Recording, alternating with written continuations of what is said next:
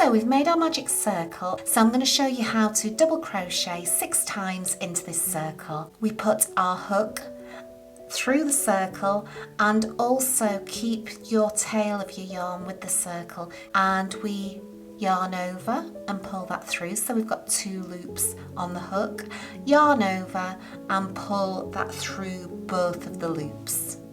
To make your next stitch, we put our hook through the circle, yarn over and pull that through, yarn over and pull it through both.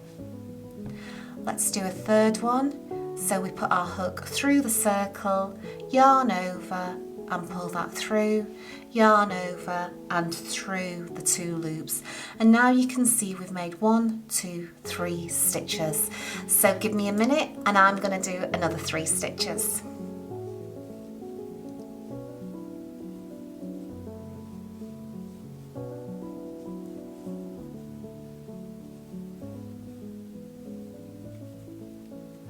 So we've now got 6 stitches in our magic circle. You can see the end here, the tail and the working yarn.